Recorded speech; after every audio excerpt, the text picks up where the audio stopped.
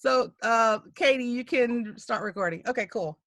All right, good morning, good morning. So, just wanted to ask everyone, how has Ignite been so far?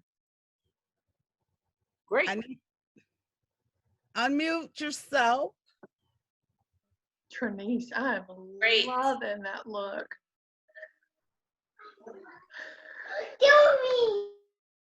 It's been Trinice, really? Are you going to see some Easter something with that hat? I don't know what's going on with that.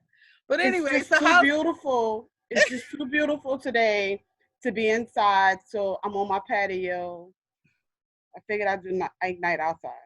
I understand. All right. So tell me a little bit, what's going on with Ignite? How do y'all feel so far? I've learned a lot. I feel like it's really helping me. Again, I think I said this a couple of days ago, to focus and make some priorities, switch up some things and make focus on some priorities. Cool, cool. So today we're going to talk a little bit about doing, focusing on priorities again. So that'll be good. Who else wants to say anything of how they're feeling right now? Okay. All right. So just wanted to make sure, does everyone have their participants guide? Katie sent it out. Okay. Just nod your head if you don't want to say anything. And then does everyone have you downloaded the toolkit and the script book? yes. Well, I haven't downloaded it, but I have it. You have it? Okay. All right. Okay, I like that, Ashley. Thumbs up. Okay, cool. All right. So are there any new person on here? Is there anyone who's new who hasn't attended any of the Ignite so far? I haven't attended. I've just participated. I'll post. So Okay, Miss Trinice. Is this Miss Myra was on? Miss Myra, is this your first one? This is my first one. All right, so tell us a little bit about yourself, Miss Myra. I'm just coming out of sickness mode. We've had a lot of sickness, but I'm having a better week, so I'm trying to get involved. Awesome. How long you been in business? About 3 years. Okay, cool. All right. All right. So for today, we're going to talk about a day in the life of a realtor. We're going to focus on your schedule, time blocking, also accountability. So for the PC agents, we had a time management class a couple of weeks ago. So some of the things we talked about in that class, you're going to see a repeat over in this class, because, it's about learning things more than one time for it to really sink in. Okay. So let's ask everyone, what are you grateful for today? What's going on in your life? I'm grateful for life. I am grateful to have these opportunities to get better and grow my business and gain a better understanding of real estate. Okay. Awesome. Anybody else? There we go. I'm grateful for my health, for my mom's health, and for, like Tonda said, for the opportunities. This has been a really good week, great week actually, as far as learning and growing my business. So I'm grateful for you guys for letting me sit in and just participate. And thank you guys. Thank everyone. Thank you. Okay. We're happy that you've taken the time out your schedule to join us and for you to learn more things. Anybody else? I'm grateful for life. I'm grateful to be grateful, actually. I'm grateful to have all of you guys, to learn something from each of you. And I'm grateful to be able to see you smiling today, Nick. That's very important to me. Thank you. So yes, I am grateful because, Lord, it's been a rough couple of weeks. With my son, he's doing really well. So I'm just grateful to see him smile. So Very Very good. We're grateful that, he's doing better, and so glad that you're able to, hear this morning and feeling well enough to share with us this morning. Grateful to be alive, grateful that thank God, all my family members, my son, my mom, my brothers, my sister, everybody's good. Everybody's good. And great, glad to be able to share that news. Cool. All right, awesome. I'm Go ahead, Jimmy. I'm grateful that, I made it through this COVID-19 virus. I'm out of the hospital, and I just had my 1-year anniversary with Keller Williams while I was in the hospital on April 4th. Happy anniversary. Did you put yourself on a drip campaign? No, just kidding. On a smart plan. Happy anniversary, Jimmy. That's my day too. Woohoo! So let me ask you, anybody else who wants to share? I'm grateful that, yes, through all that you've been going through, the day that you went in with Dallas was really, trying for me to have to be here and not be able to be there with you, for you. But I know you knew that I was there in spirit. Yesterday, I also got some great news. One of my best friends as well, her sister had went in the same night that you and Dallas went in. And I was told that she wasn't expected to make it. And last night I got news that she is on regular oxygen and she is doing well. So I'm very grateful to know that, so many people have been praying for so many people over the United States, period, good and bad people, and to know that you all have come through. And I pray that each and every one of you all continue to stay safe. Thank you, Trinice. That is awesome, Trinice. I'm happy for you. Mm-hmm. Thank you. Okay. So now that we're grateful, what's some challenges that you're facing right now in real estate, other than, we're dealing with a different norm, but just with your business, what are some challenges and what has this Ignite helped you to overcome some of those challenges? So just for a few minutes, I just want to know what's going on. So if there's any way we can help you, we would love to. So what's some challenges?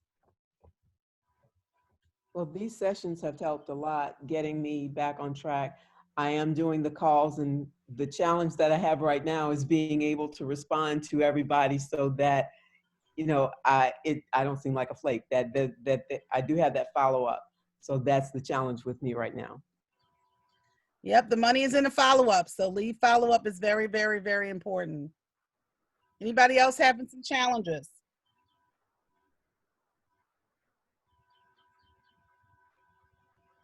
I'll share. My challenges have been command. Quite honestly, not so much command itself. I mean, I've got the gist of it. It's the marketing part. Trying to advertise and use command with Facebook marketing. It works somewhat, but I keep hitting brick walls. And, I'm very positive and I'm very patient, but you get to a point where you just want to pull your hair. I tried to do a virtual, I went and spent the $99 to do a virtual tour on one of my listings I have. And I pushed to do the money, even though I've been cutting expenses, because I know my client really needs to sell this house.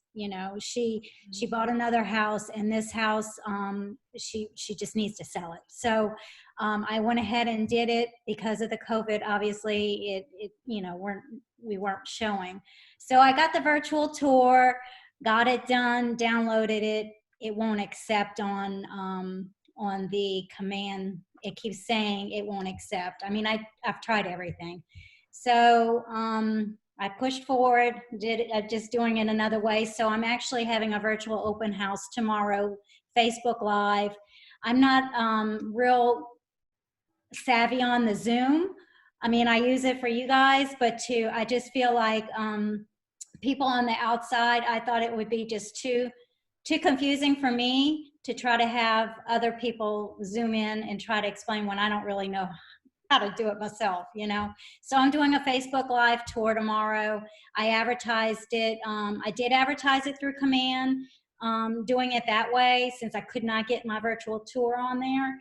and and then I went and did a live pop-up. So hopefully that'll work. So that's kind of what I've been struggling with, just trying to get the systems on the command. And I know it's new, and things are still coming forward, but that's where I'm struggling. Okay. And just having you guys here and just listening to other people kind of voicing their struggles and whatnot is good. Yeah, learning a new system is it's challenging, but once you get a handle of it, you should do well. I know there are some couple of classes for Zoom, so there's recording for Zoom daily, and then I've sent out a couple of classes regarding commands, and I know Jody has, but I'll look to see if there's one specifically for marketing, and I'll get that out to you. So, Yeah. Kathy, I do have to call. We have a tech ambassador for our region now, and I have to call them about a command problem that someone else is having. So I will talk to him, Taylor, about that today and see if I can kind of find anything for you so that you can move forward with adding your video tour to command. Okay. Okay. And Kathy, what time is your virtual tour? Mine, it is 11 a.m. tomorrow morning, 11 to noon. Okay. And Kathy, if you could call me when you're finished, 975-4892. If you can call me when this is over, I can show you how to add this particular link so that you can have it as a Zoom.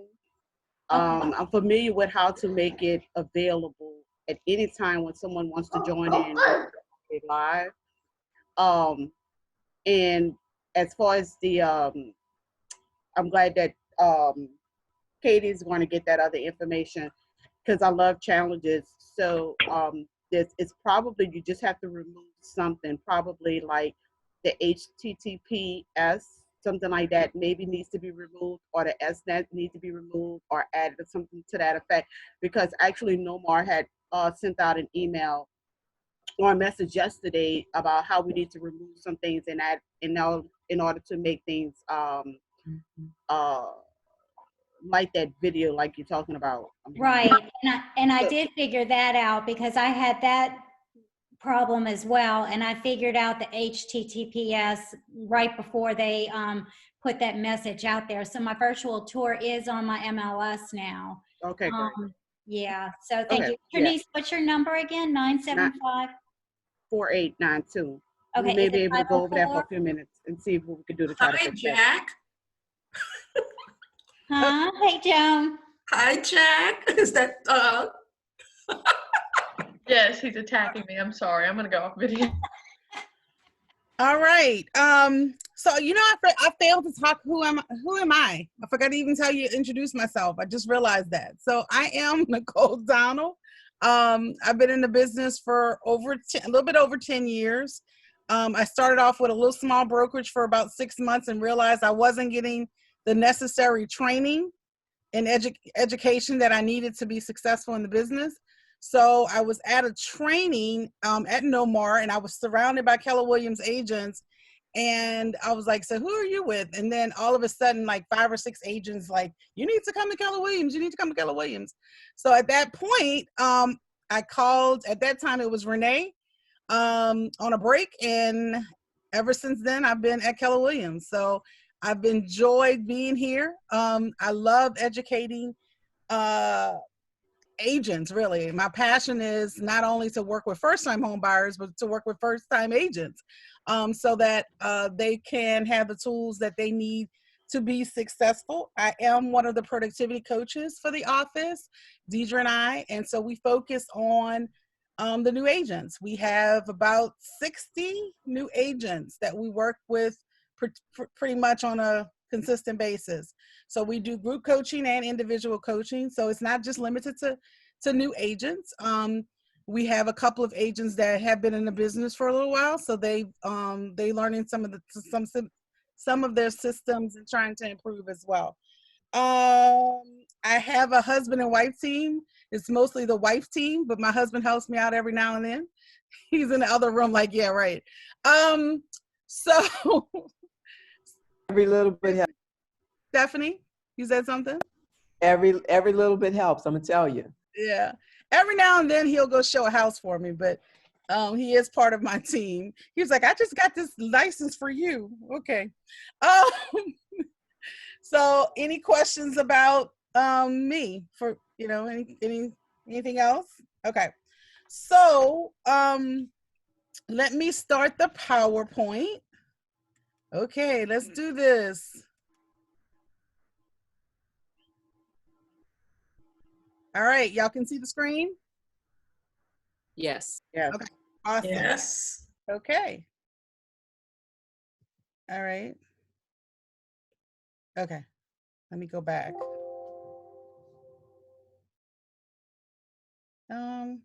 It's not going.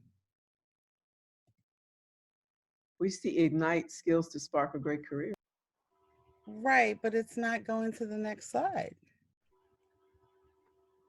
So click escape in the top left corner of your computer. Okay. Now try it again. All right, thank You're you. welcome. There we go. Thank you, Katie. All righty. Every Ignite session, you've been seeing the screen, right? So this is what successful agents do every day. All right. They have to grow their business as well as run their business. So they have to continuously have new business, but at the same time, doing what it takes to continue to run your business. So of course, what's the one thing that most agents have to do? What is the one essential thing all agents have to do every day? Lead generate. Yay! All right, so there's things that you do. You lead generate for buyers and sellers. You have to make listing presentations for buyers and sellers. So that means you have to go on appointments. Okay, now in this day and age, it could be going on appointments via virtual. However, you still have to make those appointments. You have to get appointments, okay? And to be knowledgeable about the business, you have to preview real estate. You have to be the local expert. You have to know what's on the market, how long it's been on the market, what's the average sale price. Those things should be embedded in your mind, especially if you want to conquer a certain territory. You should know everything there that goes on in that territory, okay? So, but there's things you still have to do. You have to run your business. So you have to market the listings, like Kathy just said. You have to do things to promote your business so that the listings can sell. You have to show buyers houses, okay? You have to negotiate contracts, transaction management, vendor management, knowing exactly who you want to partner with. One of the most important things, you have to set goals. What are you going to do? This is what this session is about, is not only setting goals, how do you review your goals and how do you manage your goals and make sure you're on track? Of course, we have compliance. You got to stay in compliance. And intent training. You have to educate yourself. So if you're not educating in yourself, you're going to be stagnant in the business. You're not going to know what's going on if you don't continuously educate yourself. And then hopefully we're all in the business of managing money. Trinice is probably going to say, yeah, every time there's a new shiny object, Nicole tries it out. But I've been better at that, especially during these days. But I'll try something to see if it works. But one thing I do is red light, green light, right? So if I try something, if it doesn't work, 9 times out of 10, I'm getting rid of it. But you have to manage your money in this business. All right. So how does agents manage their day? How do you manage your day? What are you doing every day to do these things to grow your business? Time What is blocking. the structure? Serena? Oh, time blocking. Okay, how do you do that? By basically blocking out the time so that you can be able to focus on your business, like calling, doing calls and stuff like that. So you time block. How many days? What's your schedule like on a daily basis? I have to get better. I'll be honest with you. I'm still trying to get everything together with that. Right. So someone says the answer is time blocking, and you know the answer, but are you really implementing it to the point where you're time blocking based on your goals and based on your activities that you need to accomplish? Okay. Who else? Tell me someone else about your schedule. What's going on with that? I kind of have a routine, but I am like, I can't remember her name. I'm like her, like I haven't like put it on my calendar, and I know that if it's not on the calendar, it doesn't exist. But I have been kind of doing the same thing every day. I just need to actually put it on my calendar. I don't know why that's so difficult for me, but. Okay. So we're going to talk about systems on how to hold yourself accountable today. So Benita mentioned yesterday that, you know, she has alerts in her phone in increments of time block to make sure she's on track. So that's a system she's created for herself to make sure, okay, these are the things I'm supposed to do. I have an alert. Am I doing it? Am I meeting my goals of what I'm doing during that time? So that was kind of a unique approach to what Benita does. Okay. So let me ask you, who's created their 411? I know Jody had a session on a 411. Do y'all remember what that is? Your action plan. Your action plan, okay. What does 411 stand for?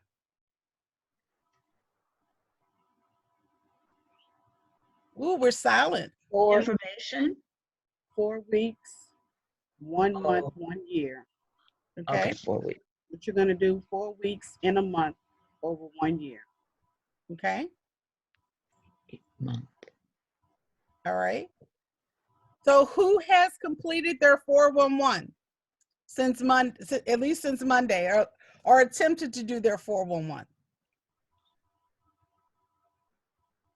Now I know some of the PCs should be saying it, they did. Well, I have mine, but I think it needs to be updated at this point because we did it early on, but mine definitely needs to be updated. And why do you feel it needs to be updated? Based on some of the conversations we've had at Ignite? Yeah, and then when I did it, we weren't in the middle of a pandemic, so I was like wanting to network and be out and those types of things. So I just need to adjust it based on what I'm able to do right now. So I'm glad you said that, Tanda, because that's what a 411 is meant to be. Every month or every week, you're supposed to be looking at your 411 to make some adjustments. Because right now, everyone's 411 that was developed in January should be adjusted based on what's going on now, right? Who else? DeQuanas, you have your 411? I knew you was gonna call me. I knew it. I do not. I'm sitting up here searching for it right now. So you're searching for it. You caught me slipping. Huh? You caught me slipping. Yep. So your 411 should always be with you every day for you to be reviewing. Because if you don't have your plan, how do you know what to do every day? So you're doing things, but is it according to your goals? So your 411 should be your blueprint, your guide for every activity that you do. Someone said something? I'm sorry. I spoke to the guy who owns 645. So here's what he said. I think that's a separate call. I think she just needs to mute herself. Ramon, let's see. Everything's well at the right price. Can you mute her, Nicole? I'm trying to right now. So here's the gist. Oh no, I can't. He had a winter. Katie had Ramona. She may be on the phone and stepped away and didn't know the shit. No. Is Katie still on? Katie? I'm gonna call her. My guy said, you know, look, I can have that band, but I would be so. Okay, can y'all still hear me even though she's talking? Okay. Okay. We're good. Okay, thanks, Katie. Okay. All righty. Where were we? Okay. So let's talk a little bit. What does this quote say? People decide their futures. I'm sorry, people do not decide their futures. they decide their habits, and their habits decide their future. What does that mean to you? Whatever habits you have, it's going to determine your future. If you don't have good habits, you know, and you're expecting good outcomes, they won't come because you don't have good habits. Correct. Okay. Who knows how many days it takes to develop a habit? Is it 90 days? Nope. 21. 30. 60 days? 30. Nope. Nope. 40 days? Nope. Not 21. Oh, shoot. Anybody else want to guess? 78 Just go days. down the list. Honestly, we've heard over the 50 years I've been in the business, we've heard so many different numbers. And at one point, it was 90 days to change a habit. And then I think the number went down as we grew in the business, but I don't know what it is now. Was it 21? Nope. I'll go. It takes 66 days to develop a habit. Oh, is that why we have the 66-day challenge? Exactly. So there's a 66-day challenge in Command, Kathy, that you have to do every day to develop the habit of learning Command. There's a 66-day challenge with everything you do. So if you want to exercise and lose some weight, you got to commit yourself to at least 66 days for it to change, okay? For it to be routine for you to develop that habit, okay? So let me ask you, well, let me just say this. You have to plan your time effectively, okay? So who knows Keller Williams' mission statement? Anybody? Trinice left.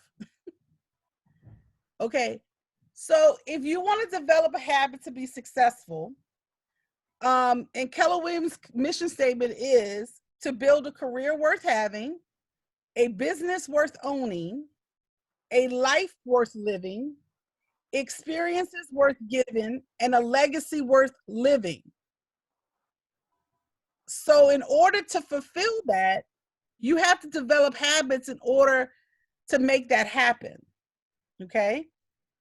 So you need to start at this point, because most of you have said that you're doing some things, but it's not on a consistent basis. So if you, in order to be successful, all successful people develop habits that they do every day. So you're gonna have to start now in order to create the future that you want. Because if you're not developing these habits, you won't get the future that you want, okay? So sometimes you're gonna have to review things on a regular basis in order to accomplish the things that you want. And a 411 will teach you how to do that, okay? I gotta figure out why I can't see most of the screen, but anyway. So what are the key activities that need to be on your calendar? When you open your calendar every day, which you should, what are some things that automatically should be on your calendar? Lead generation and follow up. Okay. What else? Appointments. Okay. Family time. Cool. What else? Scripts. All right. So what do you think agents have every day on their calendar? Successful agents. Appointments. Mm-hmm. Okay. So there should be some time in the morning, okay, to have whatever type of motivation. If it's, spiritual time, is it saying something every day? You should start off your day to get energized. All right. I say one of my affirmations, which is, I am the source of my success. So if I feel, and I have that in the back of my mind, when I go to work every day, well, now every day, if that's on my mind, I'm gonna feel that I'm gonna be successful in whatever I do today. Okay. So what is an affirmation? What's an affirmation that you say? What do you do every morning to motivate yourself?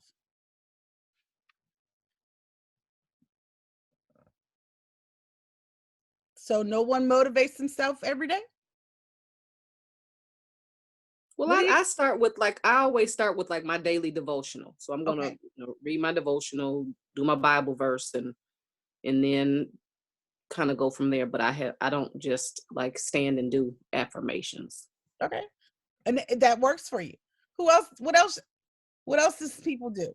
What do you do to get you in the right mindset for the day? I go jogging, I exercise. Okay. Yeah, I got a song that I always play every morning. It's a rap song, but it kind of reinforces some of the things that I've been throughout my journey. And then after that, I always follow it with the workout, and that really gets my day going. Okay. All that right. reminded me of this from years ago, but Ramona and I are cousins, but every morning before we used to leave for middle school, she would play a song, Get on the Good Foot by James Brown, every morning before she left the house. So you'd be dancing? Should be dancing? Yes, she'd be dancing, but at the time I didn't really understand, but if you listen to the title of the song, Get on the Good Foot. Mm-hmm. All right. But that should inspire you to actually want to work. If real estate is your passion, every day shouldn't feel like work. Okay. All right. So successful agents make time every day for the activities.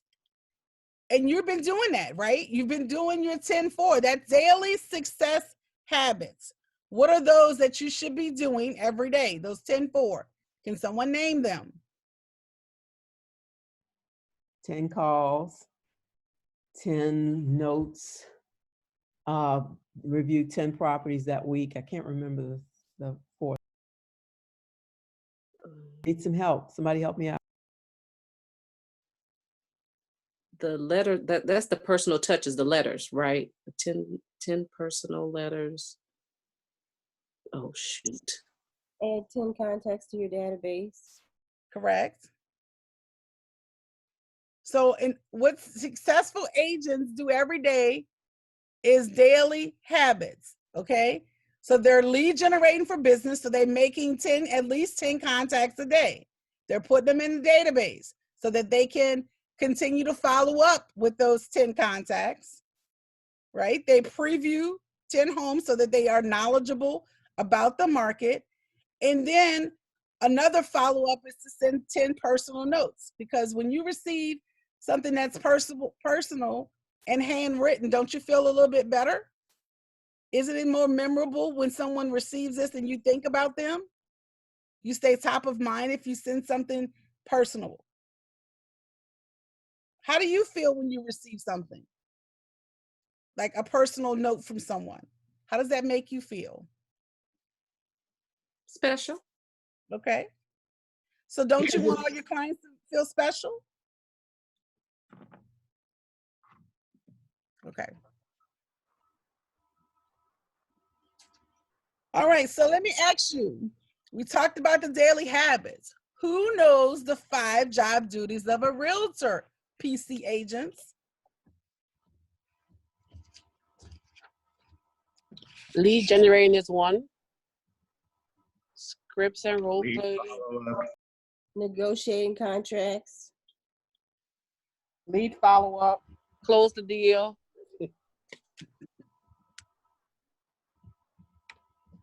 Y'all are missing one. So you lead generate, you lead follow up, you script and role play so that so you know what you're saying. You negotiate the contract, close the deal. But there's one thing you gotta do to get business. Appointments. Yeah. Appointments. All right, awesome. Okay. So these are your big rocks. These are the things that you should be doing in addition to the 10-4. So the 10-4 and the 5 duties go hand in hand. Because if you're doing the job duties of a realtor it would be very easy for you to do the 10-4. Correct? Yes. Correct. Okay. So there's a quote that says, success is never about the chosen few.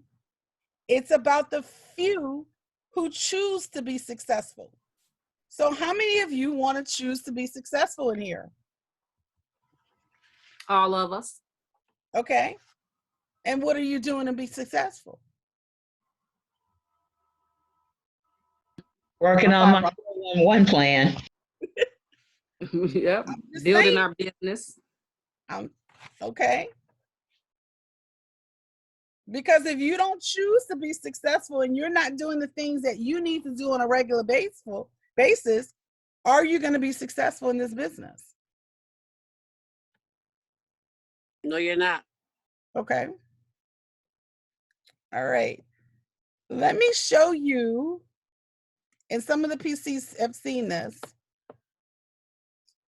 This is another version of how a realtor's day should be. Now, this is for a full-time agent, and I'm going to show you what it looks like for a career agent, a dual career agent. So in the morning, right, if you don't do this the day before, you should be doing it first thing in the morning, preparing yourself for your lead generation calls, right? So if you see what starts the day of a top producing realtor, they lead generate. Why do you think you should lead generate in the morning? Because the day, once the phone starts ringing, it's hard to get back to that slot so that you're uninterrupted. Okay. Plus, you have more energy in the morning. Yeah. Okay. What else? The people that you're calling, probably, maybe they haven't quite started their day yet. You know, the people that you're calling, you want to get them early, so top of mind, and they maybe haven't quite started getting into the routines of their day yet. Okay. So top agent, I'm Think sorry. about they have all day to think about what you called about. Okay.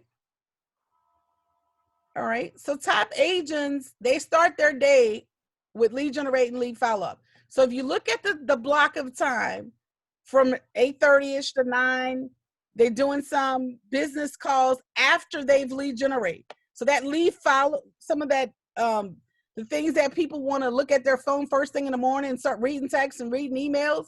What does that do? That distracts you from what your primary job is to lead generate.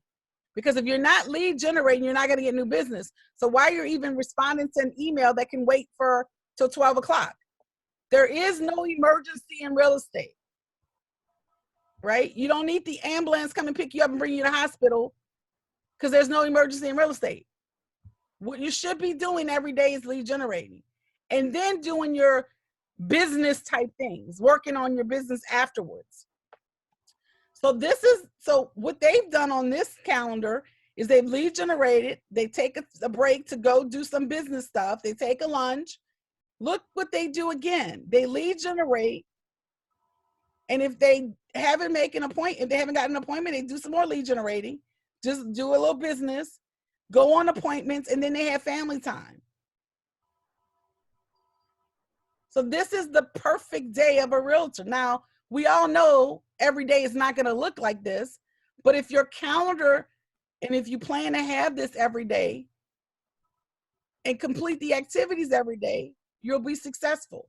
Again, you may have to adjust them based on things going on for the day, but if you should have lead generation time every day for 2 to 3 hours. Nicole, can you scroll up a little bit so I can see the bottom of your screen?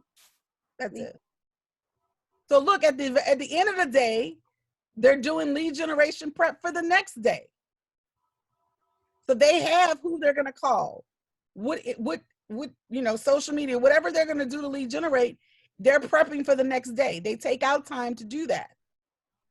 Now, some of us, what I do is on a Sunday, I look at my week, right? And if I'm not fulfilling what I need to do every day, then I make some adjustments every night. Like I have a plan on what I do for PC, because most of y'all see I send emails at 11, 12 o'clock, because that's time that I blocked out to communicate with the productivity coaching program. So I'm actually planning for 2 different things in my life. So I have what's called dual career, I guess you could say. But what I'm doing here is I'm planning around the things that I need to do to be successful. Okay. So let me go back to the screen. All right.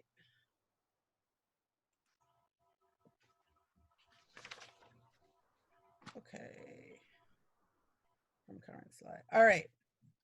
Any questions on what your daily schedule should look like? Okay. So again, Jody reviewed the 411. So we're going to review it a little bit more in detail. Okay. In a 411, if your weekly activities the things that you do on a weekly and daily basis are not in alignment with the things you need to accomplish for your month and your goals, then you need to change the activity that you're doing. Everything should be centered around whatever your goal is. So now, let me ask someone, what is your annual goal? What do you have to accomplish this year? Give me someone's annual goal.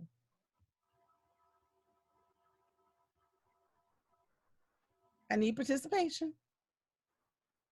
Who has set a goal for this year in 2020?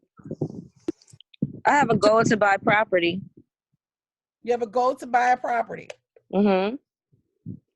Okay, so that's your annual goal. By the end of this year, you want to buy a property. Yes, ma'am. Okay, so what are you doing every month to accomplish that? Working on my credit. Just staying determined. Okay. Learn as much as I can about programs and yeah, just aligning myself. Okay, so you want to buy a property. You want to stay determined. Okay. What are you doing every week to get to buying that property? What activities do you do? You said your credit. Okay. So this week you're working on credit. Right. Okay. So how do you measure if you've worked on your credit? By seeing results, paying off bills, putting in work. So I've been managing it for almost a year now. So I'm finally seeing myself at the point where I want myself to be. And I'm also helping others. Okay, so helping others, is that a goal for you? It is as well, yep. And it's helping me learn more things that will help myself. Okay. All right. So your goal is to buy a house. You're doing things to work on your credit. So that's one of the activities. Right. Okay. You're helping others in order for you to understand how to manage your money in order to buy a house. Right. Okay. We're going to talk a little bit more about how specific you have to be, but you're on the right track. Okay. All right. Anybody else? What's another goal?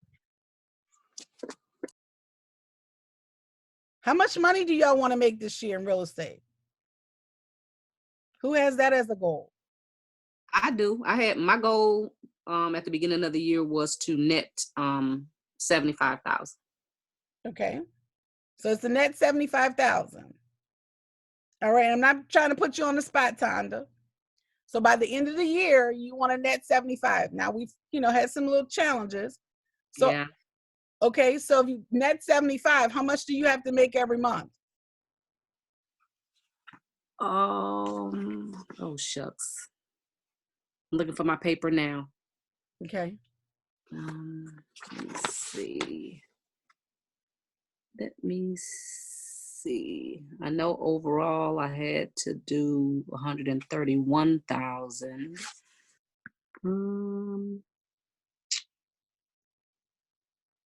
I guess I just need to divide it by 12, huh? Yeah.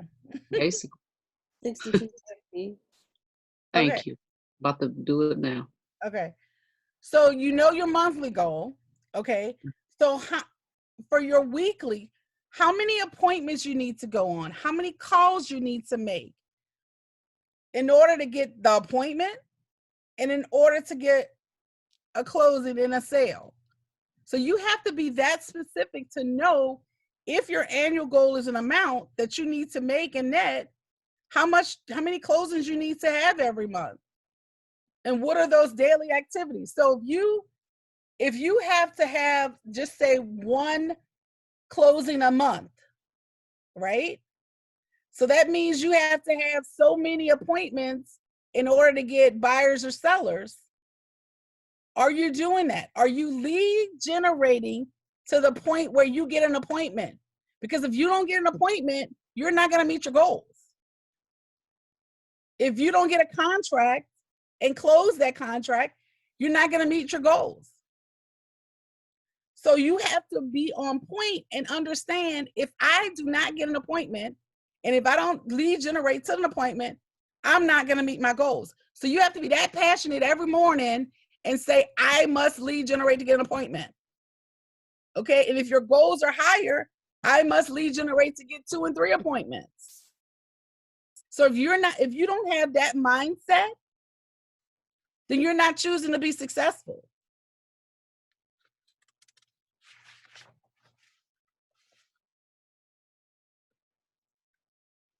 So again, who's choosing to be successful? Me. Okay. So who's heard of the 80-20 rule? What does that mean? That 20% of your effort is going to net you 80% of your results. Okay. Or also 20% of the people are going to do 80% of the business. Correct. So isn't that true that the top realtors do most of the business? Think about it. You know, we have a top 20 in our market center who does most of the business, right? But your 20% of what you do should give you 80% of results. So again, I'm going to bring back what should be in your big rocks. What are your top 20% of what you should be doing? Lead generation. Scripts. Lead generating. Right. That's your big rocks. So 20% of your activities yield 80% of results, but then also 80% of your effort will get 20% of your results. So if you put all your time and effort focusing on your top 20, you're going to get the results that you want to be successful. So let me ask you something. So think about this example. Stephen Covey says you have to do your big rocks first, okay? So there's a bucket. And in the bucket, if you put sand in the bucket and gravel first, right? Do you have room for big rocks if you fill the bucket with sand and gravel first? No. Okay. But if you reverse that and have this bucket and put your big rocks in, you'll get that done, and then you can fill it up with sand and rocks, right? So the other activities as a realtor that you must do is the sand and gravel. But if you do the big rocks and get that done, right, you will get the results, because all the other stuff is lanyard. Yeah, we do have to do, paperwork. Yeah, we make sure we're in compliance. Yeah, we have to do some marketing. Okay, all of that doesn't matter if you're not getting business.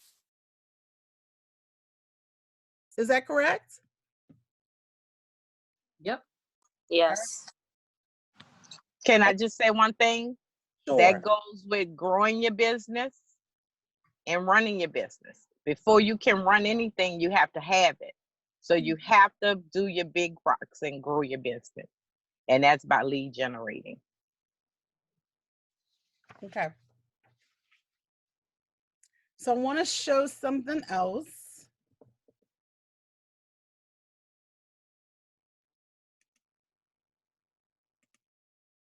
All right. So we got a time block.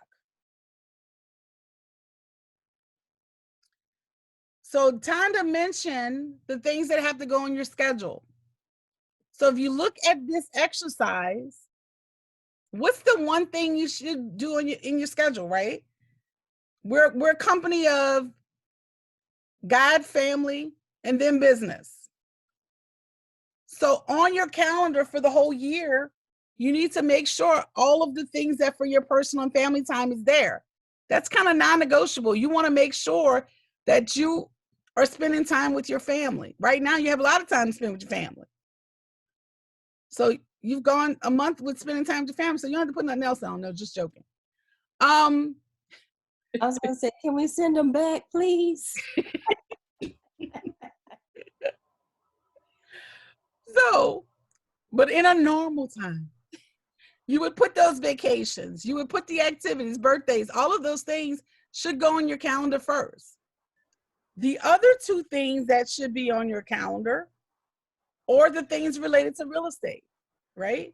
These things, if you look at number 2, lead generate, lead follow-up, and coaching appointments, right? And training. Lead generate and lead follow-up should be the next things on your calendar. Those things should be immovable. You should not, if you have lead generation on your schedule, if someone calls you and you've put it on your schedule from 9 to 11, should you go on an appointment from 9 to 11? No. Okay. Because you can say, I have an appointment, at that time. Can we schedule it at the time that you've blocked off for appointments? Coaching appointments.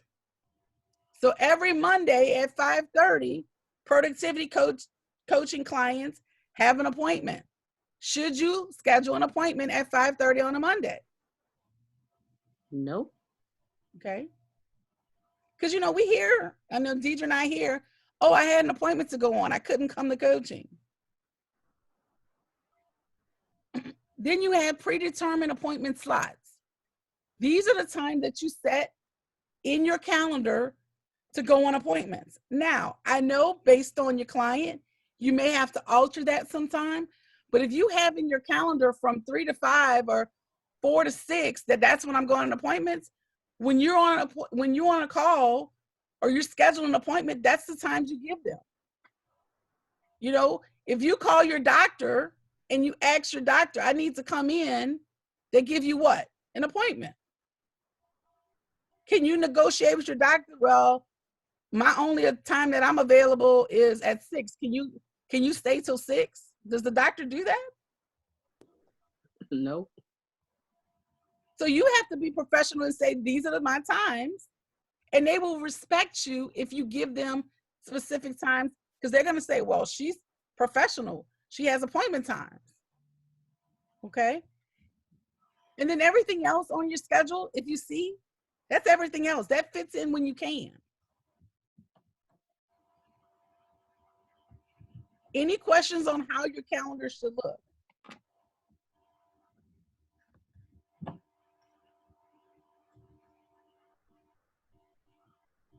Y'all are quiet.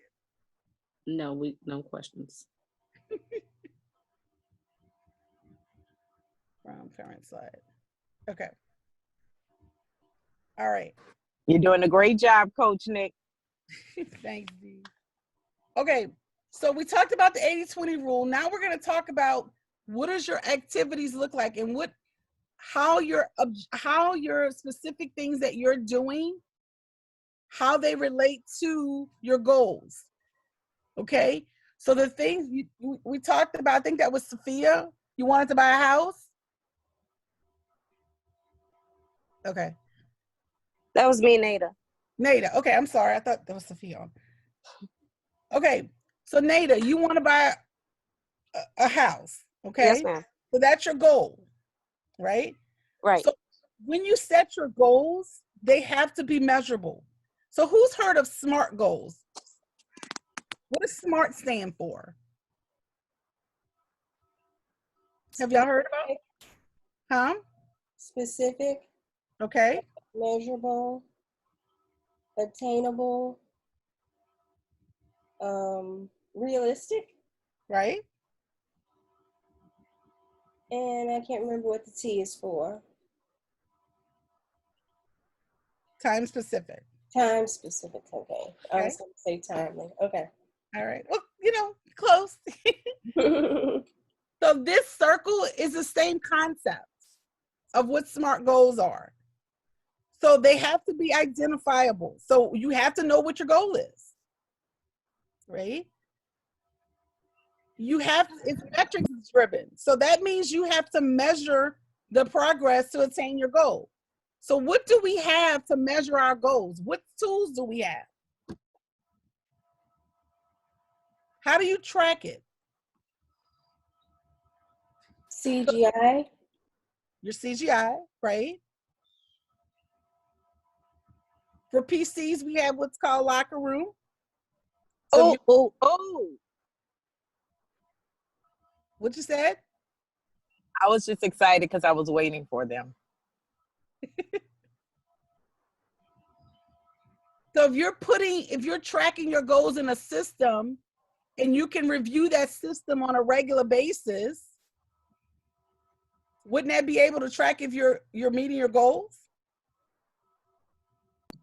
So if you measure your progress, then you know if you know when to make adjustments. So if, for instance, Tonda, you said 75,000 net.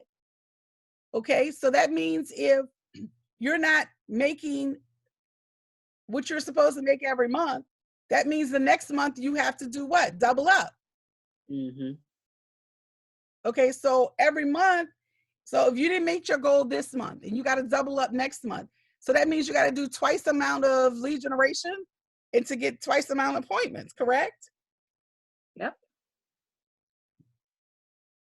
So do you have the correct systems and tools in place to meet your goals? What are systems that we have besides Locker Room? Command. Don't we have in Ignite a weekly tracker? Are you measuring the 10-4 that you do daily? So if this day you don't do 10 calls or 10 people in your database, what tomorrow you're gonna have to do? 20. You have to get 20. Are we doing that to that level right now? Not consistently. Okay. So no. So to be consistent, it said earlier, successful agents do this every day, right? So again, are you choosing to be successful?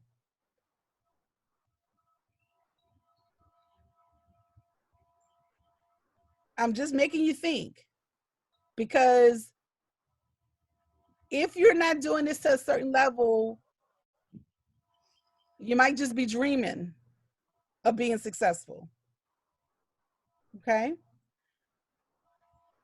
So are you purposeful? Are you on purpose to review your weekly, your monthly, and your annual goals?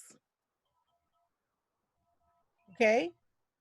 And then timely means, when do you need to accomplish this? Because you should be feeling a sense of urgency. Right now, we're kind of like, okay, you don't know the unknown right now, but you should be aligning yourself. We've talked about this several times.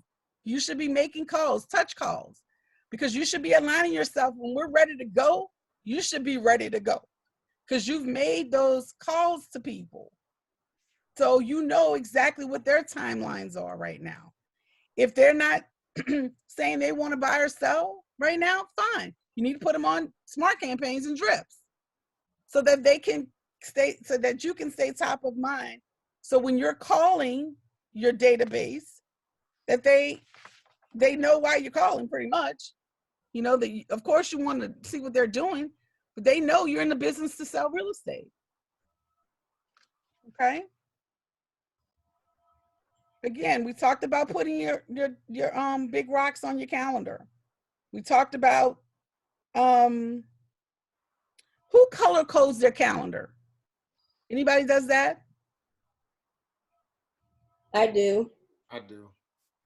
Okay. And how do you color code your calendar? Go ahead, Aquinas. So I use Google Calendar.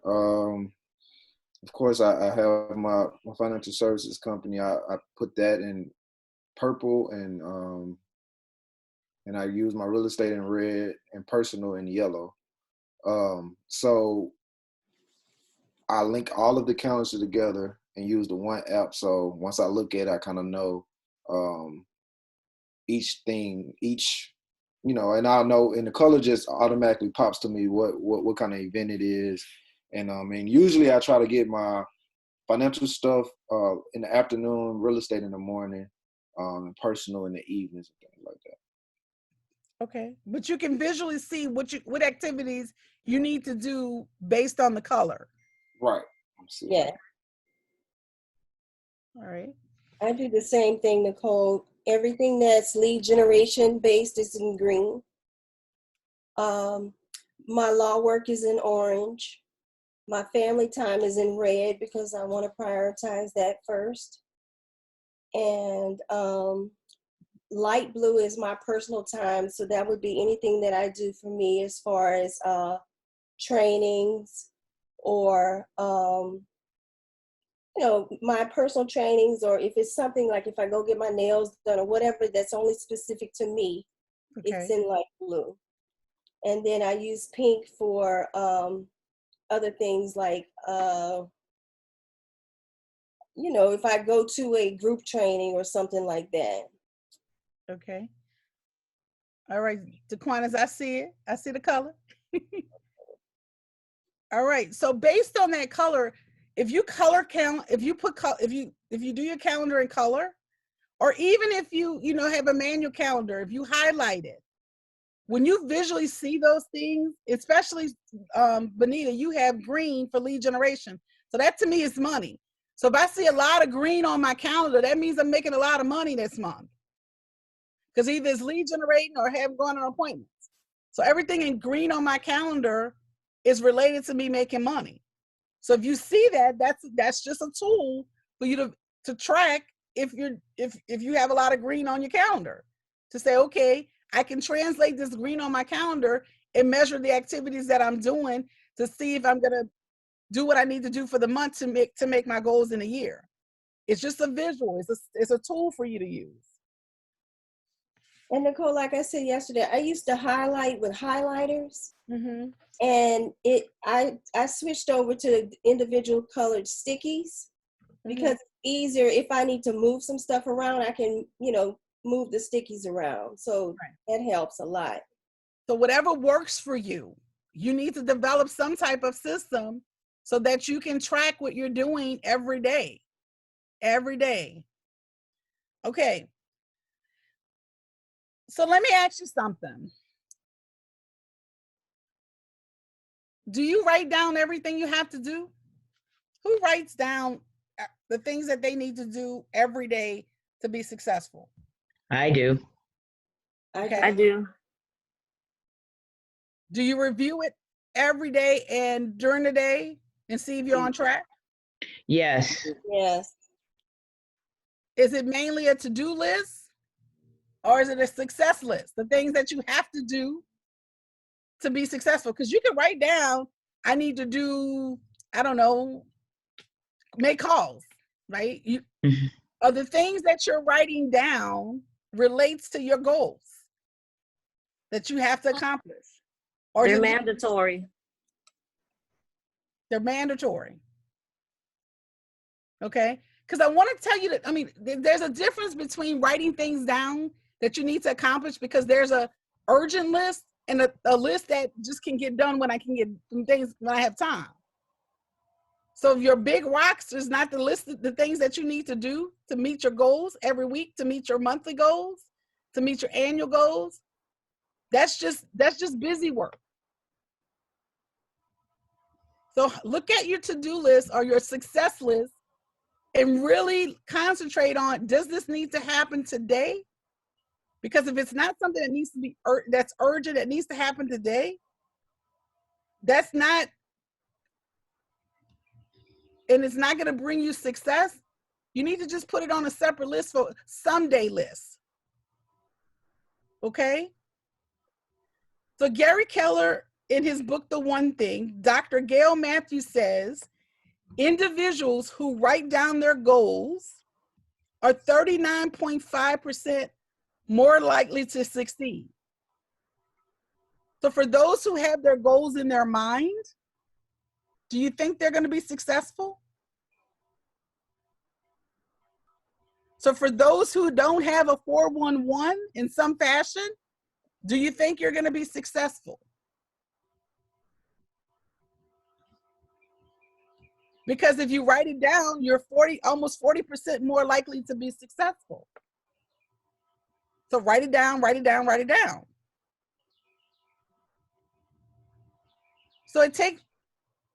So who in here is the first priority they're going to be doing is a 411? All right.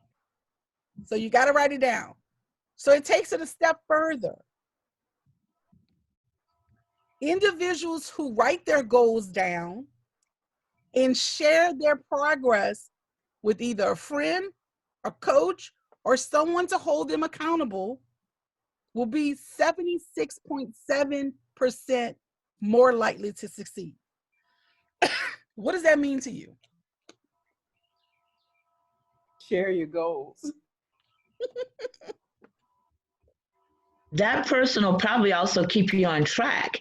If if you have a person or a coach, someone that you're talking to, if you veer off or you're not doing what you need to do, they will help hold you accountable for your goals. So they'll be like a partner, so to speak.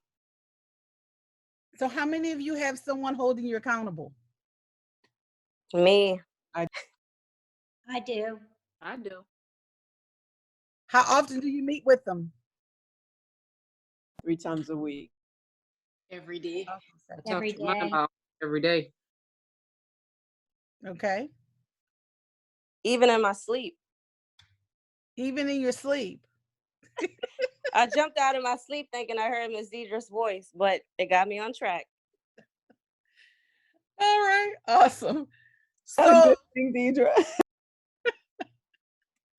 So let me ask you, the agents that are in productivity coaching, are you meeting with your coach on a monthly basis, at least? Yes. Okay. Because I'm going to tell you, there's several agents that are in productivity coaching that I got to beg to make an appointment. Should I be begging someone to hold them accountable to a goal that they set? Not if they're serious. They might just be dreaming. Oh, they might be dreaming. So they may want to be successful, but they're not choosing to be successful, correct? Yes. So I have so dreams without action is only a wish. So they're wishing that they're going to be successful. And they're dreaming, they have these ideals of success and I'm going to make so much money, but they're not motivated, they're not choosing to do what it takes to be successful. They're only dreaming. So if you do not have an accountability partner, if you do not have someone holding you accountable every week, every month, because accountability partner will look at your goals and look at the activities that you said you were going to do. And if you're not doing it, they're going to hold you to say, okay, what exactly are you doing? You say you want to do this. What exactly are you doing? And I think this was Gary Keller or even Mo Anderson. They were coaching a client. They were coaching an agent. And, if you know Keller Williams, it's $1,000 a month to get coaching. So they would call and they were not prepared and they hadn't done the activities. I think it was Gary. He just hung up the phone and said, I'll talk to you next week. So that person spent $1,000 for someone to tell them, I'll talk to you next week. Do you want somebody to that point that understands your goal and make sure you're held accountable? Because the next week they were ready and prepared because they had to give up $1,000 for a non-coaching appointment. Something happened with my screen and it blanked out. Tell me what happened. No, I was just saying that, I think it was Gary Keller. They had an agent who they have to meet on a regular basis. I think it was once a month or once a week. They were not prepared for their coaching appointment, and he just hung up the phone and said, "I'll see you next week." But they still had to pay that $1,000. Next week they were really prepared because they had someone holding them accountable that they were not doing what they needed to do. So say for instance, you hire a personal coach for training. If you want to exercise, right? You're paying for them, and you come in and you're not going to your scheduled appointments. You're still paying them for it, and your goal is to lose weight, and you're not going to get coached. All right. So if you have someone that's holding you accountable and you're not meeting with them on a regular basis for them to tell you the good and the bad, because you only want, sometimes the agents want to just hear the good, but sometimes they have to really review, like, okay, you said you wanted to do this. Why are you not doing it? I mean, it's not my goals, it's your goals. So you have to be focused and motivated when it comes down to your goals, right? So to be accountable, you have to set your goals. You got to do the key activities. You have to measure your progress. Then you evaluate it. You may have to make adjustments. Sandra, you said, okay, your goals was this. Based on what's going on right now, I had to make some adjustments. I'm going to have to look at my 411 and make some adjustments. I had to meet with Jeremy. We did a 411 review. So he's holding me accountable. So I had some things that I had in my 411 at the beginning of the year that I had to make adjustments. I'm like, there's no way I'm gonna be able to finish this or do this because of what's going on. So I had to make adjustments on how I'm gonna, generate business. So you're always evaluating your plan. Okay? You always evaluating, is your goals and your big why big enough? And if it's not big enough, you need to maybe think about what's your big why in this and set your goals around your big why.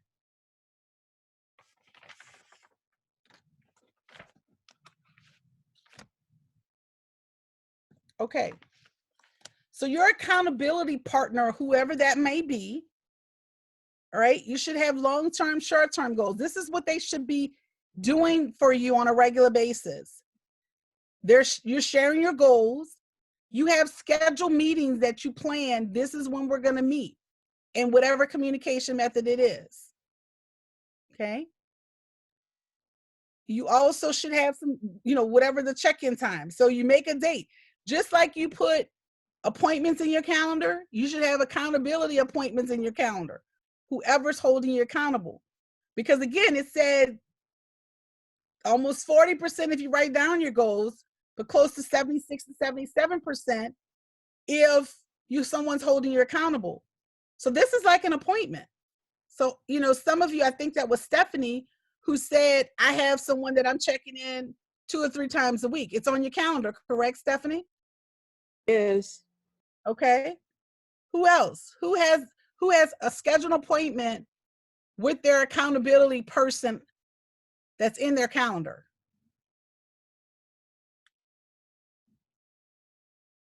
So is Stephanie the only one that actually has that appointment? I just don't have it on my calendar, but I talk to her every day at like 5 o'clock, but I need to write it down. So 5 o'clock, if that's the time you talk to that person, then that should be in your calendar. You shouldn't have appointments around that time, correct? Correct. Who else has a time set aside? Because in order to be successful, you have to have someone holding yourself accountable. Who else has that? Who else? Okay, so who else will start implementing this from today on? I will. I will. So everybody else they don't want to be held accountable, and they don't want 76% of success. Is that what you're saying? I will, Nicole. No. I will. Okay. I will. All right. I'm in. You're in? So I will. So y'all realize this is recorded, so I'm gonna go back and say who said it, right? So I'm gonna go back and say, well, you said you was gonna have someone holding you accountable, and you said you were gonna put it on your calendar. So for PCs, when I look at your calendar, we're going to see that you having someone holding you accountable. If it's not your PC coach, it's got to be somebody. I mean, we're here to hold you accountable. We're here to help you with your goals. We're here to help track your progress. So use us. That's what we're here for. Okay? All right, so give me some ahas right now.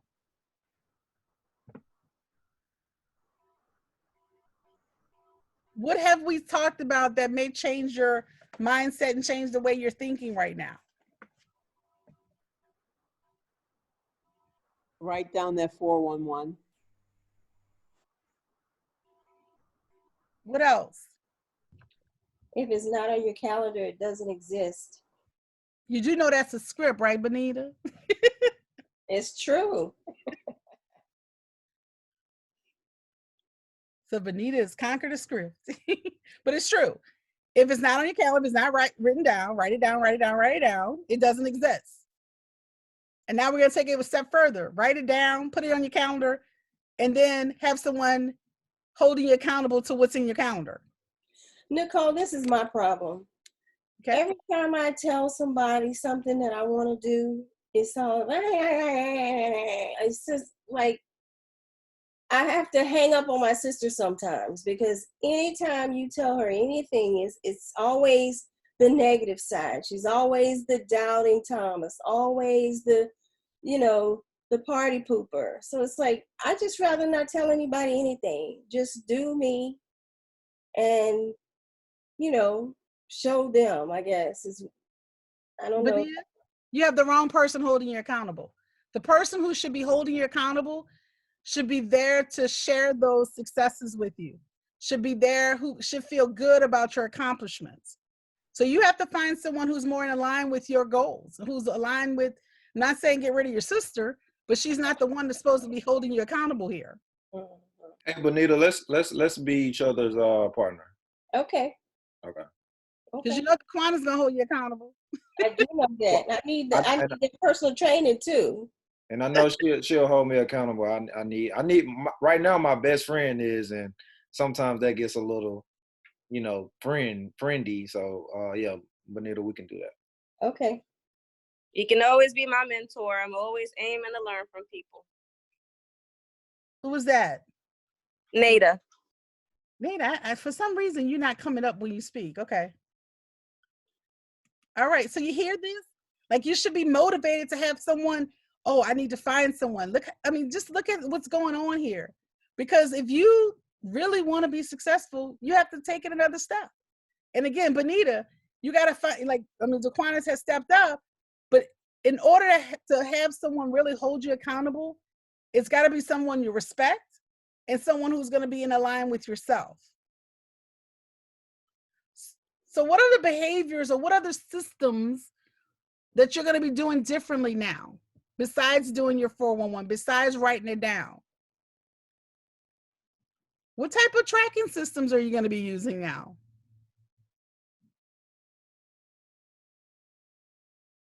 Ramon, I think you're speaking. I was asking, what's the CGI? Because that's one of the tracking systems, right? Yeah, it's a Keller Williams system to track your goals and to see how you're measuring with your goals. Okay. Yeah. But you're with Central 21. Do y'all have anything to report your goals? I'm going to have to take a look and see. I'm sure we do, but I'm going to have to look and see. Even if it's, setting up some type of spreadsheet or something that you say, okay, this is what I'm supposed to be doing. And then your accountability partner is going to say, okay, this is what you're going to be doing. You said you were going to do. Are you doing it? It's got to be something where it's measurable, that you have specific things that you're doing, and to hold and to see if you're tracking what you're doing. It's some type of system in place other than having it in your mind that I need to do this.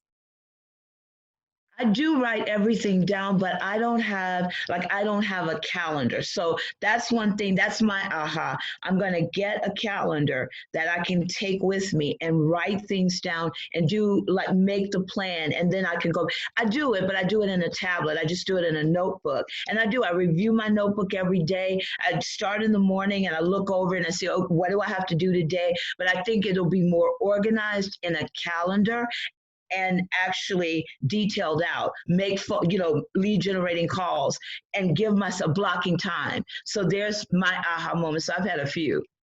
Okay, so even with your lead generation, you need to set set how many appointments I'm going to make, how many calls I'm going to make, because that's where you can track it to see, okay, I've done these activities.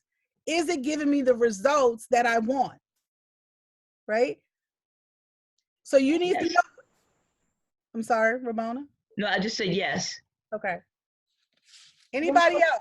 I was going to say she could set it up in an Excel spreadsheet. Right. And you just put in there how much money you want to make, how many appointments it's going to take you to make that, and back the numbers out, and you go from annual to daily. Just back it out that way. And Ramona, if you need some help, we could. So I have a spreadsheet that actually tracks the numbers. So if you want to, contact me, we can help you with that. Thank you. Thank you, guys. All right. What I want to know, I think there was some spreadsheet or logarithm that told you, okay, they've done this study and this is how many calls you need to get for this many appointments. Who has that to share? Because I have all the other stuff, but since I have new goals, I don't know how to calculate how many calls or appointments it's going to take to reach those goals. Okay. Did Jody go over that a little bit on Monday?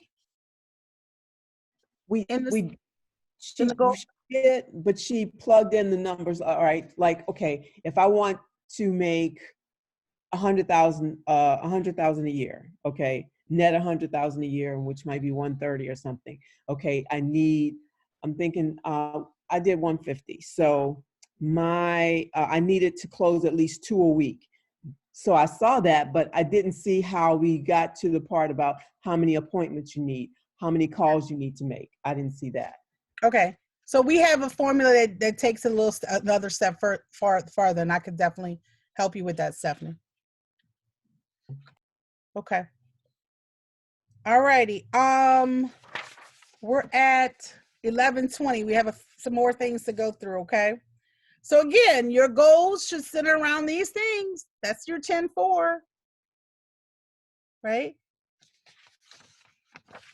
All right. So you've been practicing scripts each time for Ignite. We're not going to practice a script today. However, I just want to go over what scripts can do for you. So for scripts, you have to internalize them. You have to learn them. You can personalize them, but if you don't know the basis of a script, you're just winging it, okay? Because you're going to get caught with a seller or buyer with an objection and you can't handle it because you don't know how to handle that. So what scripts can do for you, they can help you with lead generation, of course, right? So let me ask you something. With scripts, does a doctor studies anatomy before they actually, does surgery on you, right? And athletes learn their plays before they actually play the game. So that's why scripts are so important in order for you to know when it's game time, when you're on that appointment, that you will not get out scripted because you know your stuff. So that's why scripts are important. It uncovers motivation. So I think Benita did a script. Was it Benita or Sage? They did scripts on finding out the motivation of a seller. So when you're calling, even a for sale by owner or even a seller, you need to find out, where they're moving. You need to know the why, the hows. Why are they moving? Why are they selling? How soon do they need to go where they need to be? Those are scripts. You need to ask those questions, because if a seller is not motivated to sell and they just want to test the market, why are you wasting your time? So you need to pre-qualify with certain scripts. You need to identify the objections. On a for sale by owner, what's the main objection on a for sale by owner? Who knows that? They don't want to pay They the don't real want to pay commission. Okay, so you need to be ready for that objection because it's going to be an objection regardless. That you know that that's an objection, right? On an expired listing, what's one of the objections on an expired listing? What are you going to do differently? What are you going to do differently? So you need to be prepared and know what you're going to be doing differently than the previous agent because they may have an objection. I'm going to just sell it myself because it's a bad time to sell. You need to be ready for that. Okay? There are scripts to close the deal. When you negotiate a contract, you need to have, how you're going to negotiate with the other agent. So there are scripts for that. You need to speak to your clients in terms of their understanding. Don't starting this jargon of the MLS and the da-da-da, They need to know what an MLS is, multiple listing service. What does that mean? So you have to speak in terms that customers understand because you're the expert and you have all these things in your mind, but if they don't understand what you're saying, y'all communicate in two different languages. So scripts also builds your confidence, right? So if you feel that you know your scripts and you can handle your objections and you understand what you're saying, right? And you know your value proposition and how you're different, like you said, what makes you different from other agents? This is what I do. If you have all that, internalize it, you don't even have to look at your presentation because you already know what you're going to do. The presentation is just a product of something to give to make you look more professional. You need to know what's in that presentation. So the worst thing you can do is go to an appointment and you're reading from a presentation. You need to know what's in there. All that is the supplement to make you look like you're important because you have your things together. So scripts are critical for you to know. So if you're not practicing on a regular basis with a script partner, now your script partner can be your accountability person as well. But a script partner, you need to have someone that's practiced that's gonna, it can be your spouse, but if your spouse doesn't understand real estate and understand the objections, right? You need to have someone that's a realtor who can understand what's gonna happen if you say this, what the seller or buyer is gonna ask for. So it's really important. I'm working on pulling together, I had, Deidre's also looking at the list of script partners. So if there's somebody that I miss, when you get that, the PC agents, just let me know because I just want to make sure that I got everybody, okay? The worst thing you can do is to be outscripted. Me and Deidre said it all the time. Don't be outscripted because a seller will outscript you and if you don't know what to say for that objection, you will be outscripted. And you're gonna be like, okay, I'm moving on. They don't want to list with you. I don't want to list with an agent. But all they're thinking about is for sale by owners, I don't want to pay your commission. Okay, so you have to overcome that. All right. So again, for sake of time, we're not going to script practice. However, I do want to show you, if you do not,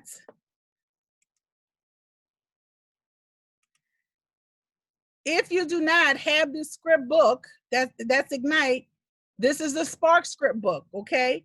It has various scripts. You need to start, memorizing the Ford script. We talked about that, okay?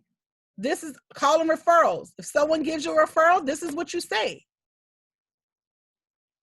All right?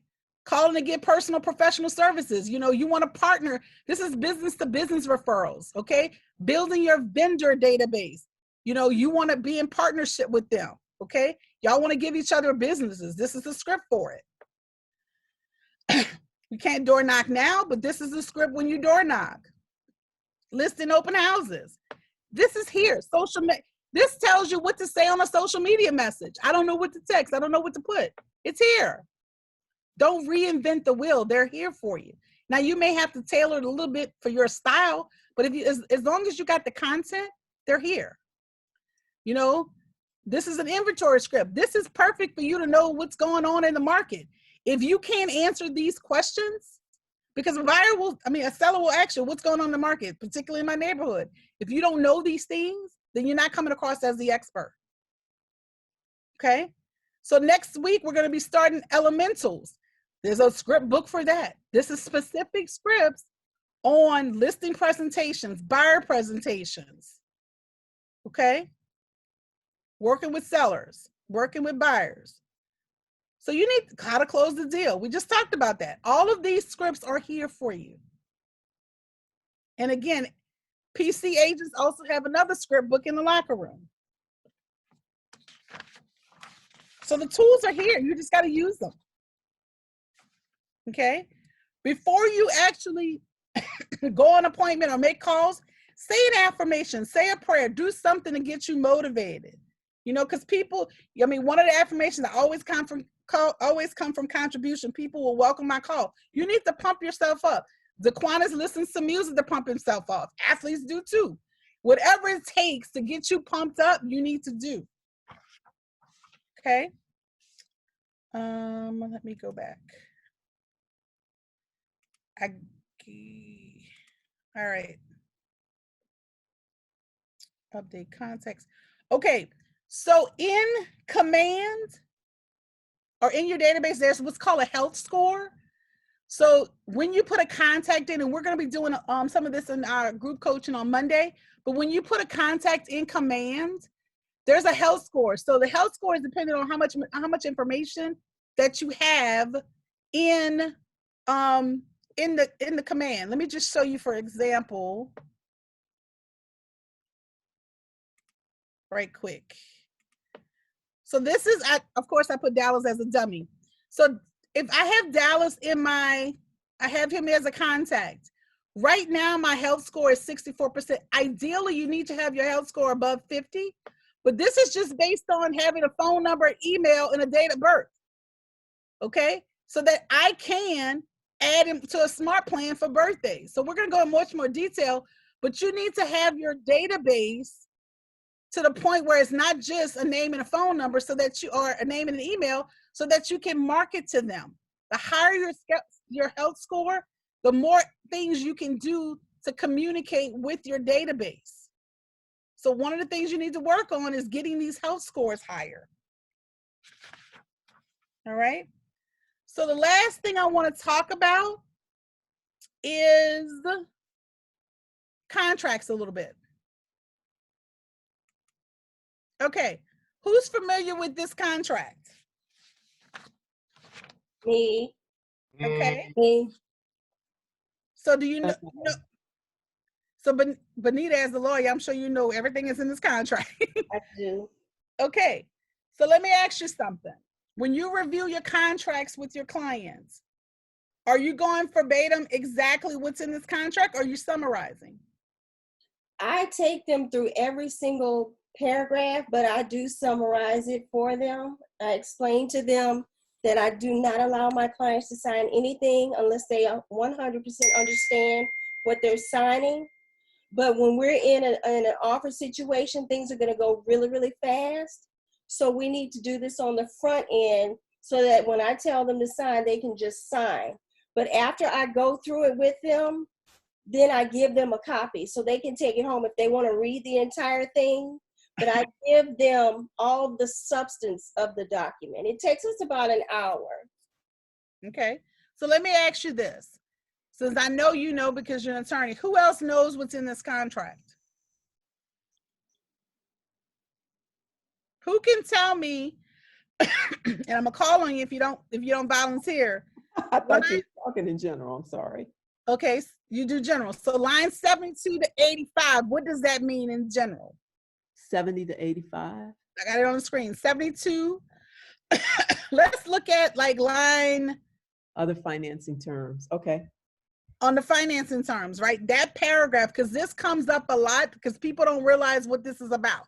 So I'm bringing this to the attention of agents because when I see contracts that have a certain calendar date, that to me is a red flag. They don't have a clue on what this means. So Stephanie, if you were explaining this to your client, what does line say 77 through 80 means? 77 through 80. Now, see, I do have this challenge every time. Okay, I put, let's see, depending on when I write the contract, okay, 40 days, because I'm not going to have a fully, what they call it, provable contract until it has appraised, the lender has done everything that they need to do to say that, yes, we're going to move forward with this deal. And so then the 40 days, if you're closing in 45, that gives you time to get the what is the disclosure to them. Now I've been told that I should be putting 20 days there because, well, if I put 20 days there, I'm saying that I'm not going to tell my lender to move forward with this contract until after we have done our inspections and we have agreed upon we're moving forward. So then I give my lender the green light to move forward. Okay. So what's your answer on that? Because some people, I get throwbacks on that all the time. So what does that mean? If you had to summarize that to a client, and that's the point of this. If you had to tell them what, I'm putting this number in here because this means this, what does it mean? It means that the buyer has gone to the lender, they have been pre-qualified, and the lender has said that yes, they are qualified and they're ready to move forward. Okay. So they've done a complete loan application, not just a phone call, correct? Correct. They have submitted documents so that the lender knows that they have the money. They have not just done the credit check, but they have given the lender the documents, the financials, et cetera, that show that they can move forward with this deal. Okay. Typically, how long does that take? Typically, it would take, I would say 25 days, at least 25 days. So I see agents that put 3, 5, 7 days in here. Can a seller get out of this contract if you put 5 days and your client has not made formal loan application? Yes. Yes. Right. So this has been a big issue, especially in a multiple offer situation, that I want to bring to your attention, because you have to protect your client here. Because a seller's agent can say, I have not received this letter from the lender saying we're moving forward. Okay. So I'm bringing this to attention because this is how critical it is important for you to understand what's in these contracts. Okay. So I'm gonna give you another example. This here on deposit. Does people know the ways that you can get your deposit back? Right? Now, I'm not going to go through all of this for sake of time, but I'm saying this, just like you learn your scripts, you need to learn what's in these contracts, right?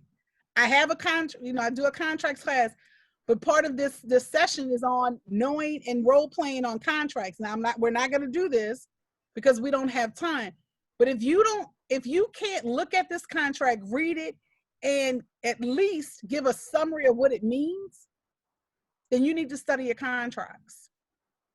Another one of the things that you cut out, Nicole. Oh, I'm sorry. You don't hear? Can you repeat what you just said? What I just said was, if you don't take the time, just like you learn scripts, if you don't take the time to understand what's in this contract and be able to at least summarize it to your clients, you're not doing your duty as an agent. Okay? Because a lot of times even when I go through class, I'm going through what to put in the blanks. But again, if each contract is different, but you really got to understand it, because you'll get caught up, like the one regarding the financing. A lot of people are getting caught up in that. So I wanted to bring to people's attention. But what I'd like to interject on that also, Nicole, is for us as the realtor protecting the client, because the client seller may not remember that clause is there. So you have to be mindful of your dates. So when we put in things on our calendar and we're wanting the listing side, I think it's critical to put in your calendar and not try to rely on your memory or anything else, or put it in your task on command, is that you're supposed to have this letter coming to you from the buyer's agent that they are moving forward with the deal, especially when you have a multiple offer situation. Right. Now, if you didn't have a multiple offer situation, you may or may not be paying attention to that. But again, that goes back to, putting things on your calendar, trying to remember that, and then also being mindful of your times for your inspection responses and so forth when you're doing that as well. But I know she was talking about your timing with in that section is you know, knowing when you're supposed to receive that letter, because you want to protect your client, and knowing when they're supposed to send that letter. Follow up with them, send a text message or call the lender, somebody, to get that letter. And if there's no response and you had a multiple offer where you can move on to someone else, or especially if somebody sent you another offer after you accepted and move forward, then you have an opportunity to try to, you know, get your clients to close on something much faster. So what I'm And going to say, so what I'm saying to this is, just like you have systems and tools, right, to run your business, you should have some type of either calendar system or spreadsheet or some type of tracking system when you have from contract to close. That way you can stay on point. So that's something that you need to create a system in order to track your contracts. Because the worst thing can happen is if you miss a deadline and it's your fault, right? Yes. Okay. So all I'm saying is, the reason why I'm bringing this up is that not only do you need to know your contracts, you need to keep track of the contracts. Okay. And one other thing, Benita brought it up yesterday, when they're asking for those closing costs, remember to word that correctly, because I received the contract where the person asked for 6% of the closing costs instead of 6% of the sales price toward the buyer's closing costs. Yep, it's That's important how you word it. It's very important how you difference. word it. Yeah. Thanks for bringing that up again. Mm-hmm. All right. Even with the listing agreement, you know, what does this mean? What is all of this? Is a lot of things and you don't fill in too much. You need to know what this is, right? Okay. You need to, like, I think Trinice brought up, you know, this listing agreement has things including, excluding. If you're not putting it in the MLS, you know, okay, so let me ask y'all this, and I'm just ask you this. So if you have a contract, okay, and you put things in the listing agreement, what supersedes one? The listing agreement or the contract? Contract. So even though the listing agreement may have some of this, in the court, the contract is going to override, because the listing agreement is basically a marketing agreement. It's not it is a contract between you and the seller, the broker and the seller, but technically it's a marketing agreement. So whatever's in the contract is going to override it. So just keep in mind, you need to have all of this filled out and understand both your contracts. Okay. Okay. All right. Quick question on that. Okay, like you said, the contract will supersede. Suppose they said that the furniture was included, say a washer and dryer, which is normally not included. You put that in the MLS and it's there. And so when the contract comes, it includes the washer and dryer, but the seller says, well, I didn't mean to include that. So, but they said it in their listing agreement. So really they have no recourse. Right, because if you have it included in the listing agreement, you put it in an MLS and it's in the contract, they've already signed, they've signed the listing agreement and the contract. All right. Okay, so I think we're done. Hold on, let me just go through to make sure, because we've been on point. Okay, if you have some questions, of course, you need to learn command. So what are you gonna do today to create your success list? So we talked a lot about writing things down, right? And again, we're going to get away from doing to-do lists to have success lists, because a success list means that it's tied to your goals, and your results going to be tied to what you do, okay? So now, from now on, it's things that are going to make you successful, because you're going to be on purpose, right? You're going to choose to be successful. So for right now, everything you do is going to be measured based on your goals. Okay, so who's going to start creating that success list? Me. I am. The Quanas. All right, you guys. All right, complete an Ignite survey. I ask that you please, complete the survey. Give me your feedback, things that you like, things you didn't like, things that we can improve. I think, Katie, are you still there? I don't know. I don't see her. Okay. So, Trinice, can you text Katie?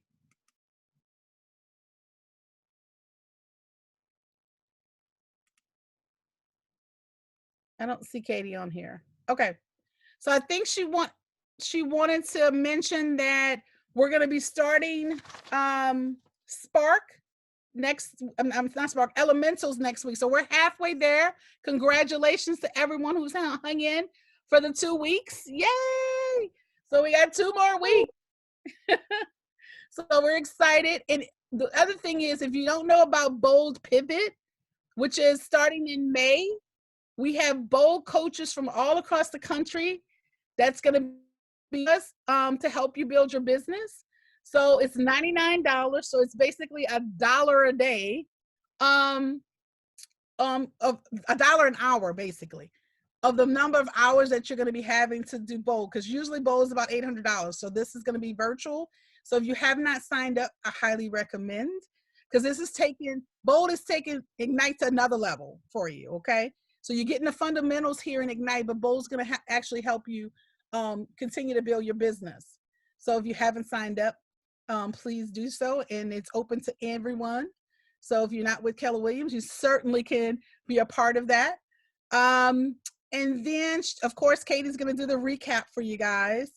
And any questions, any ahas, anything you want to share? Y'all been quiet. I know. Can I add something? Yes. I just got back in my car. I want to add that Bold at $99.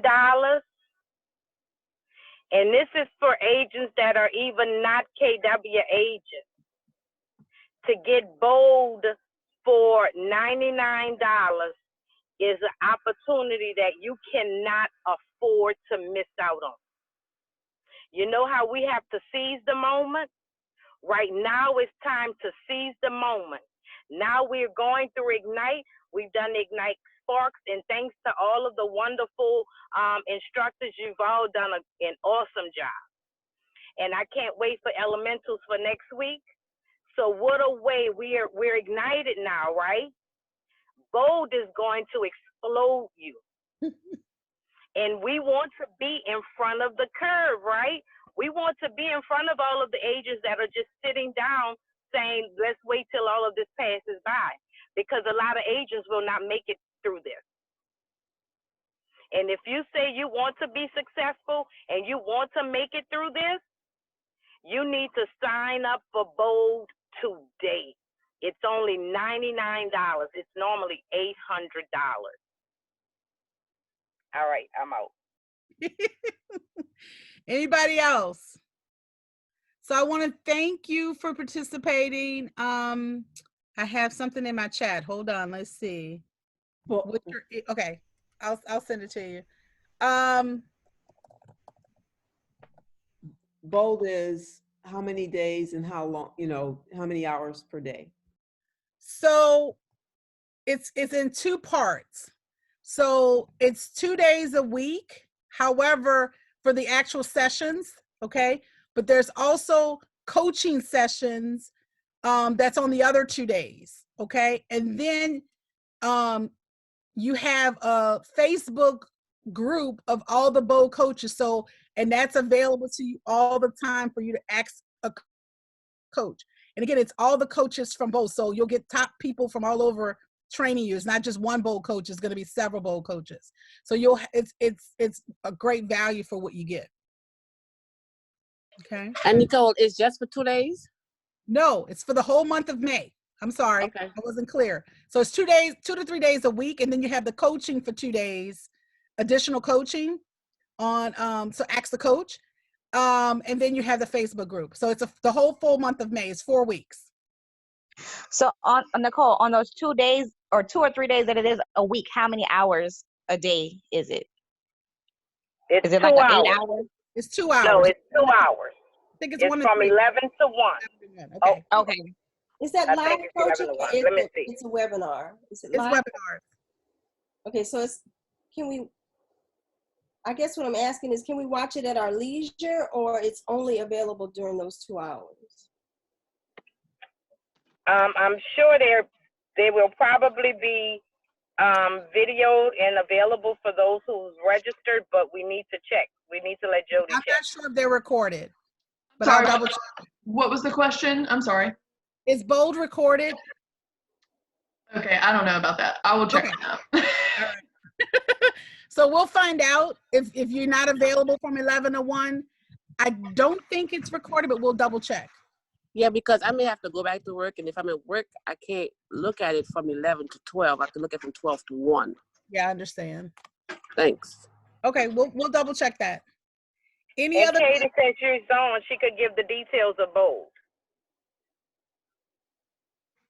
Katie? Yeah, so I don't have the details right in front of me, but I know that it's $99, and I think it's up to 7 days training based off like Facebook invites to a private group.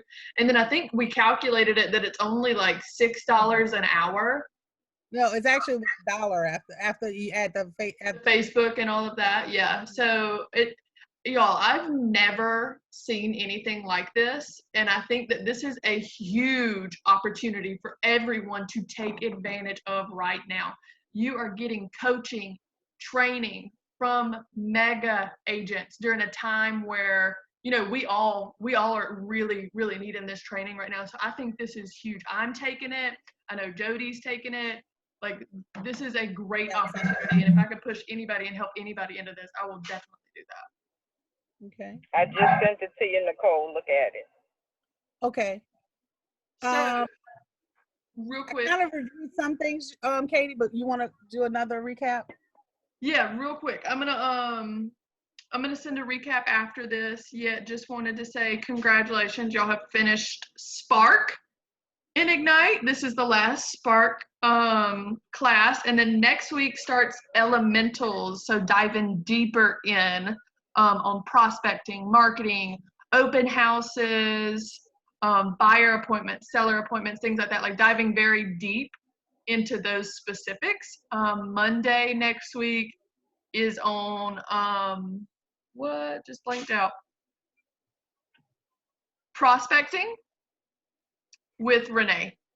Okay. And it's all still the same at 10 a.m. But now you're into the elementals part. So I will send a recap email today with the information of next week and what's to come. Yet if y'all have any questions for me, please feel free to reach out. Okay. And I got the Bold information right quick. Okay. It's 2 hours of training on Tuesday and Thursday from 1 to 3. Okay. And bonus coaches corner Wednesday and Friday from 1 to 3. So that's another 2 hours for the bonus. And then you have access to the Facebook group Monday through Saturday, 8 a.m. to 8 p.m. So you'll have access to that. Okay. So that's all for $99. But we will send, Katie, can you send that Yes. that information with the recap? Okay. Definitely. I will definitely send that out. All right. Well, thank y'all for being a part of it. I've enjoyed it. I hope you have. I hope